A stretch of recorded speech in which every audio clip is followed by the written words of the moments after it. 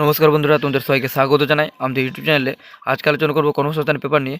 তোমাদের কোন কোন ভ্যাকেন্সির আবেদন চলছে এবং কোন কোন ভ্যাকেন্সি তোমাদের কবে থেকে আবেদন শুরু হবে, A to Z এই ভিডিও নিয়ে আলোচনা করা হবে। তোমরা প্রথম থেকে ভিডিওটি অবশ্যই দেখো এবং তোমরা যারা নতুন রয়েছো নিশ্চয়ই চ্যানেলটি লাইক এবং সাবস্ক্রাইব করতে ভুলো না নতুন নতুন জবের আপডেট পেতে। প্রথমে তোমাদের রয়েছে রাজ্য ও কেন্দ্রীয় সরকারের যেসব পদে এখনও দরখাস্ত করতে পারবেন, মানে এখনও তোমরা যেগুলো পদে তোমরা অ্যাপ্লাই করতে পারবে। প্রথম তোমাদের রয়েছে পদ রাজ্য জয়েন্ট এন্ট্রান্স পরীক্ষা দপ্তর নিবাসী রয়েছে, যেখানে তোমাদের উচ্চ মাধ্যমিক যোগ্যতা চাওয়া হয়েছে। সম্ভবত তোমাদের বলে দেওয়া হয়নি, শেষ তারিখ রয়েছে 31/1/2024। ওয়েবসাইটে তোমরা আবেদন করতে পারবে। তারপরে সেকেন্ডে রয়েছে ডিএসএসবিতে সেকশন অফিসার, যেখানে গ্র্যাজুয়েট পাস যোগ্যতায় নিয়োগ করা হচ্ছে। শূন্যপদ রয়েছে 108টি, শেষ তারিখ রয়েছে 7/2/2024। ওয়েবসাইটে আবেদন করতে পারবে। তারপরে রয়েছে Indian counselling of social science research clerk assistant নিয়োগ করা হচ্ছে, যেখানে উচ্চ মাধ্যমিক MA যোগ্যতা চাওয়া হয়েছে। শূন্যপদ রয়েছে 27টি, শেষ তারিখ রয়েছে 5/2/2024। ওয়েবসাইটে আবেদন করতে পারবে। তারপর রয়েছে ডিএসএসবিতে শিক্ষক, যেখানে তোমাদের চাওয়া হয়েছে যোগ্যতা মাস্টার ডিগ্রি। শূন্যপদ রয়েছে 297টি, শেষ তারিখ রয়েছে 7/2/2024। ওয়েবসাইটে আবেদন করতে পারবে। তারপর রয়েছে বিমান বাহিনীতে অগ্নিবীর বায়ু, যেখানে উচ্চ মাধ্যমিক পাশে যোগ্যতা নিয়োগ করা হচ্ছে। শূন্যপদ কিন্তু এখানে বলে দেওয়া হয়নি। তোমাদের শেষ তারিখ রয়েছে 6/2/2024। ওয়েবসাইটে তোমরা আবেদন করতে পারবে। তারপরে তোমাদের রয়েছে ডাক বিভাগে ড্রাইভার পোস্টে নিয়োগ করা হচ্ছে, যেখানে তোমাদের মাধ্যমিক পাস, তার পাশাপাশি তোমাদের কিন্তু ড্রাইভিং লাইসেন্স থাকতে হবে। তারপরে তোমরা এখানে অ্যাপ্লাই করতে পারবে। শূন্যপদ রয়েছে 78টি, শেষ তারিখ রয়েছে 16/2/2024। ওয়েবসাইটে আবেদন করতে পারবে। তারপরে রয়েছে দিল্লির সাব অর্ডিনেট সার্ভিসেস সিলেকশন বোর্ডের মাধ্যমে ক্লার্ক ও স্টেনো অ্যাসিস্ট্যান্ট নিয়োগ করা হচ্ছে, যেখানে উচ্চ মাধ্যমিক ও গ্র্যাজুয়েট পাস যোগ্যতায় নিয়োগ করা হচ্ছে।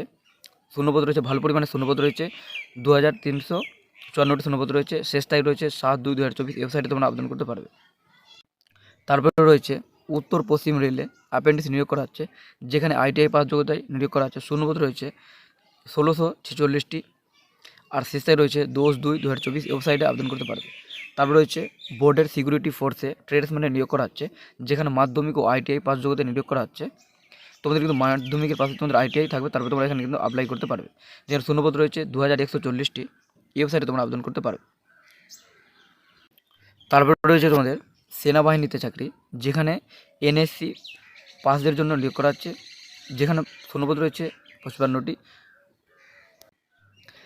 শেষ তারিখ রয়েছে 6/2/2024। ওয়েবসাইটে আবেদন করতে পারবে। তারপর রয়েছে কমব্যাট ভেহিক্যাল রিসার্চে অ্যাপ্রেন্টিস নিয়োগ করা হচ্ছে, যেখানে ITI পাস যোগ্যতায় নিয়োগ করা হচ্ছে। শূন্যপদ রয়েছে 60টি, শূন্যপদ কিন্তু এখানে বলে দেওয়া হয়নি। ওয়েবসাইটে আবেদন করতে পারবে। শেষ তারিখ রয়েছে 31/1/2024। ওয়েবসাইটে আবেদন করা যাবে। তারপর রয়েছে কোলফিল্ডে ফোরম্যানে নিয়োগ করা হচ্ছে, যেখানে ডিপ্লোমা পাস যোগ্যতায় নিয়োগ করা হচ্ছে। শূন্যপদ রয়েছে 150টি, শেষ তারিখ রয়েছে 5/2/2024। ওয়েবসাইটে আবেদন করতে পারবে। তারপর রয়েছে তোমাদের রয়েছে এয়ারপোর্ট অথরিটিতে অ্যাপ্রেন্টিস নিয়োগ করা হচ্ছে, যেখানে তোমাদের গ্র্যাজুয়েট ও ডিপ্লোমা যোগ্যতায় নিয়োগ করা হচ্ছে। শূন্যপদ রয়েছে 130টি, শেষ তারিখ রয়েছে 31/1/2024। ওয়েবসাইটে আবেদন করতে পারবে। তারপর রয়েছে ইন্ডিয়ান অয়েল অ্যাপ্রেন্টিস নিয়োগ করা হচ্ছে, যেখানে গ্র্যাজুয়েট ও ডিপ্লোমা পাস যোগ্যতায় নিয়োগ করা হচ্ছে। শূন্যপদ রয়েছে 465টি, শেষ তারিখ রয়েছে 1/2/2024। ওয়েবসাইটে আবেদন করতে পারবে। তারপর রয়েছে রাজ্য বিদ্যুৎ সংস্থায় টেকনিশিয়ান অ্যাপ্রেন্টিসে নিয়োগ করা হচ্ছে, যেখানে ITI পাস যোগ্যতায় নিয়োগ করা হচ্ছে। শূন্যপদ রয়েছে 67টি এবং শেষ তারিখ রয়েছে 7/2/2024। ওয়েবসাইটে আবেদন করতে পারবে। তারপর রয়েছে গার্ডেন রিচে জার্মিনার নিয়োগ করা হচ্ছে, যেখানে ITI পাস যোগ্যতায় নিয়োগ করা হচ্ছে। শূন্যপদ রয়েছে 50টি, শেষ তারিখ রয়েছে 19/2/2024। ওয়েবসাইটে আবেদন করতে পারবে। তারপর রয়েছে রেলে অ্যাসিস্ট্যান্ট লোকো পাইলটস নিয়োগ করা হচ্ছে, যেখানে তোমাদের শিক্ষা যোগ্যতা চাওয়া হচ্ছে ITI পাস বা ডিপ্লোমা বা BA বা BTech করা থাকলেই তোমরা কিন্তু এখানে লোকো পাইলট আপলোড করতে পারবে, যেখানে তোমাদের শূন্যপদ প্রচুর পরিমাণে রয়েছে 5696টি। তোমাদের শেষ তারিখ কিন্তু রয়েছে 19/2/2024। তারপর তোমাদের রয়েছে রাজ্য ও কেন্দ্রীয় সরকারের কোন পরীক্ষা তোমাদের কবে নেওয়া হবে, কিছু পরীক্ষার তোমাদের ডেট কিন্তু দিয়ে দেওয়া রয়েছে। প্রথম তোমাদের রয়েছে কেন্দ্রীয় বাহিনী অসম রাইফেল কনস্টেবল GD 2024, যেটা তোমাদের ফর্ম প্রচুর পরিমাণে বেরোয়েছিল, 26,000+ বেরোয়েছিল, যেখানে তোমাদের পরীক্ষার তারিখ বলে দেওয়া হয়েছে 20, 21, 22, 23, 24, 26, 27, 28, 29 ফেব্রুয়ারি মাসে নেওয়া হবে এবং তোমাদের কিছু পরীক্ষা মার্চ মাসে নেওয়া হবে, যেটা রয়েছে 1, 5, 6, 7, 11, 12 তারিখ। তারপরে রয়েছে UPSC কম্বাইন্ড জিও সায়েন্টিস্ট 2023 পিলি পরীক্ষা, যেটা 18 ফেব্রুয়ারি নেওয়া হবে। তারপরে রয়েছে ফুডের সাব ইন্সপেক্টর পদের পরীক্ষা, যেটা রয়েছে 16 এবং 17 মার্চে নেওয়া হবে। তারপর রয়েছে ইউনাইটেড ইন্ডিয়া ইন্স্যুরেন্স এর অ্যাসিস্ট্যান্ট পদের পরীক্ষা, যেটা 6 ফেব্রুয়ারি নেওয়া হবে। তারপর রয়েছে মাদ্রাসা service commission 7th SL/ST men's পরীক্ষা নবম থেকে দ্বাদশ শ্রেণীর, যেটা 3 মার্চ নেওয়া হবে। তারপর রয়েছে IBPS এর গ্রামীণ ব্যাংকের অফিসার অ্যাসিস্ট্যান্ট অফিসার স্কেল 1 পদের পরীক্ষা RRB 12 পিলি পরীক্ষা, যেটা নেওয়া হবে 3, 4, 10, 17 ও 18 আগস্টে নেওয়া হবে। তারপর রয়েছে IBPS এর গ্রামীণ ব্যাংকের অফিসার স্কেল 2 ও 3 RRB তোমাদের পরীক্ষা নেওয়া হবে, যেটা 29 আগস্ট। তারপর রয়েছে IGNOU এর জুনিয়র অ্যাসিস্ট্যান্ট কাম টাইপিং ও স্টেনো পরীক্ষা, যেটা 7 ফেব্রুয়ারি নেওয়া হবে। তারপর রয়েছে ইউনাইটেড ইন্ডিয়া ইন্স্যুরেন্স এর অ্যাডমিনিস্ট্রেটিভ অফিসার পরীক্ষা, যেটা নেওয়া হবে 13 ফেব্রুয়ারি। তারপর রয়েছে UPSC ইঞ্জিনিয়ারিং সার্ভিসেস 2024 পিলি পরীক্ষা, যেটা নেওয়া হবে 18 ফেব্রুয়ারি। তারপর রয়েছে তোমাদের কিছু জিজ্ঞাসা, যেগুলো রয়েছে পশ্চিমবঙ্গ পুলিশে আবগারি দপ্তরের সাব ইন্সপেক্টর পদের বিজ্ঞপ্তি কবে বেরোবে? উত্তর জানা হয়েছে আপাতত বিজ্ঞপ্তি বেরোনোর কোনো খবর নেই। তারপরে রয়েছে পশ্চিমবঙ্গ পুলিশের লেডি কনস্টেবল পদের পরীক্ষার ফল 11 জানুয়ারি। ফল কবে বেরোবে?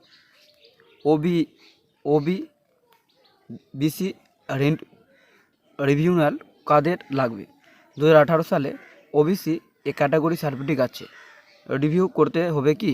সার্টিফিকেট রিভিউ না করলে কি প্রার্থীপদ বাতিল হবে?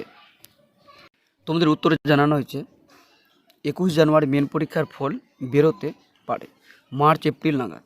সফল হলে এরপর ইন্টারভিউ হবে।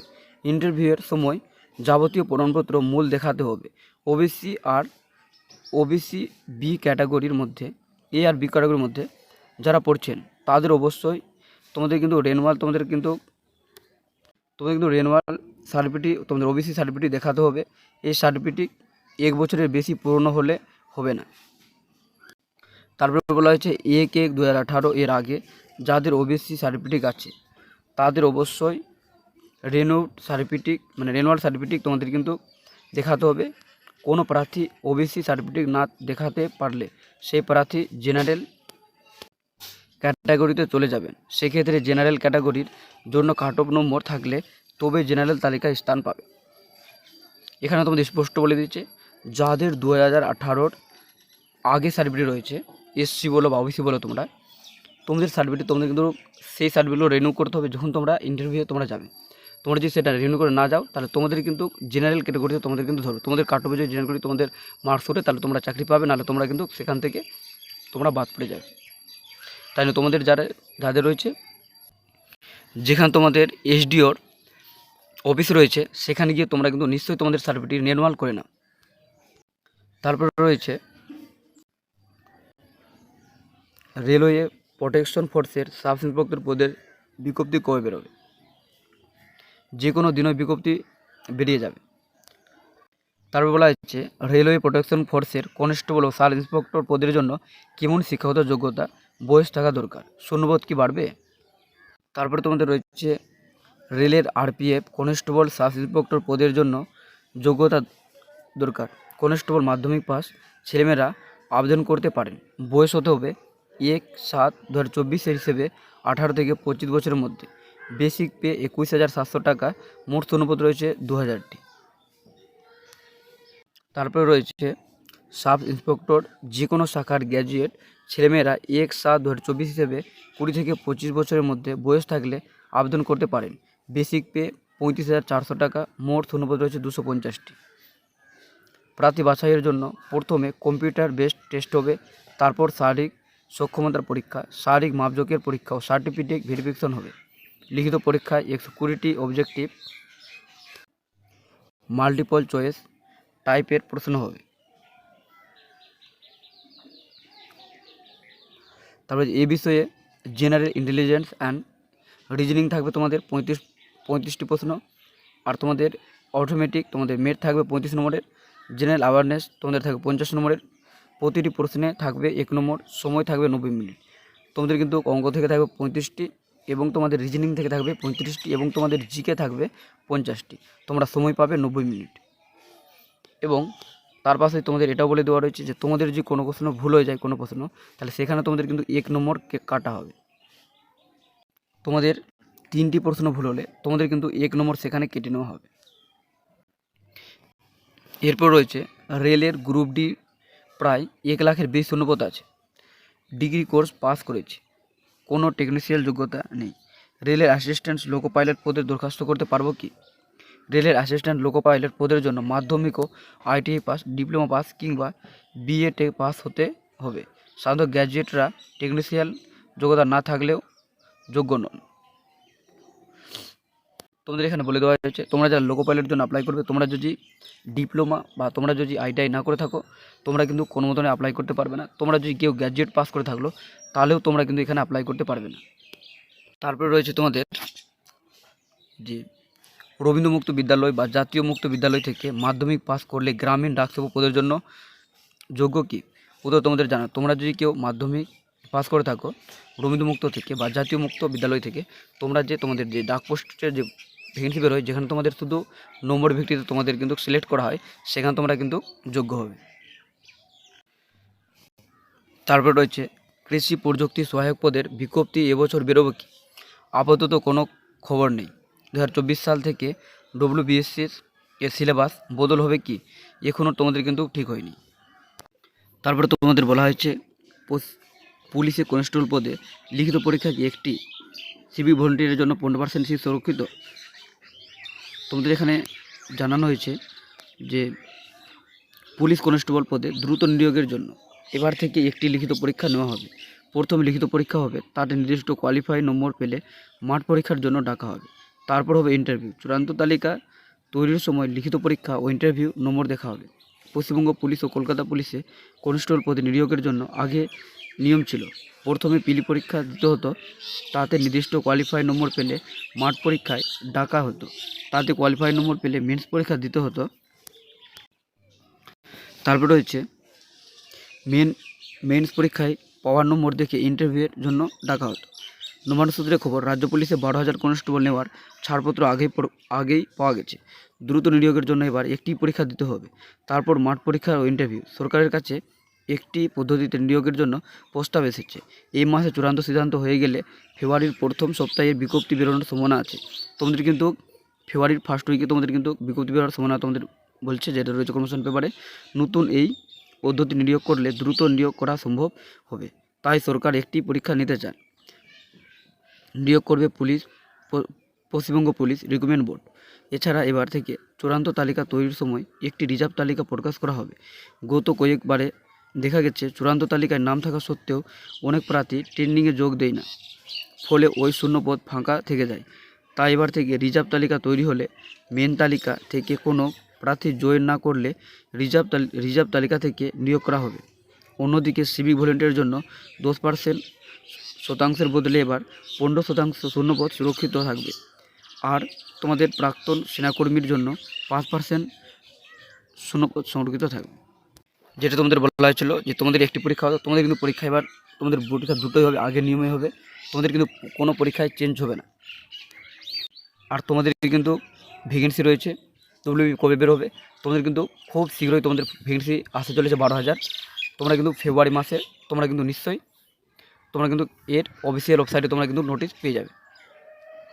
তারপরে তোমাদের রয়েছে 1455টি তোমাদের নার্সারি শিক্ষক নিয়োগ করা হচ্ছে, যেখানে তোমাদের উচ্চ মাধ্যমিক ছেলেমেয়েদের জন্য তোমরা কিন্তু অ্যাপ্লাই করতে পারবে।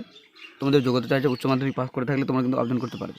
এখানে বলা হয়েছে দিল্লি সরকারের অধীন সংস্থা দিল্লি সাব অর্ডিনেট সার্ভিসের selection board assistant teacher nursery পদে 1455 জন ছেলেমেয়ে নিচ্ছে। কারা কোন পদের জন্য আবেদনযোগ্য? এখানে তোমাদের বলা হয়েছে পোস্ট কোড রয়েছে, তোমাদের দেখতে পাচ্ছ 817 তোমাদের তোমাদের 23 রয়েছে। অ্যাসিস্ট্যান্ট টিচার নার্সারি ফিমেল, কোনো স্বীকৃত পরিষদ বা ইনস্টিটিউট থেকে উচ্চ মাধ্যমিক পাস মেয়েরা মোট 45% নম্বর পেয়ে থাকলে আবেদন করতে পারবেন। কোনো স্বীকৃত প্রতিষ্ঠান থেকে 2 বছরের নার্সারি টিচার এডুকেশন বা বিএড নার্সারি সার্টিফিকেট বা ডিপ্লোমা কোর্স পাস হতে হবে।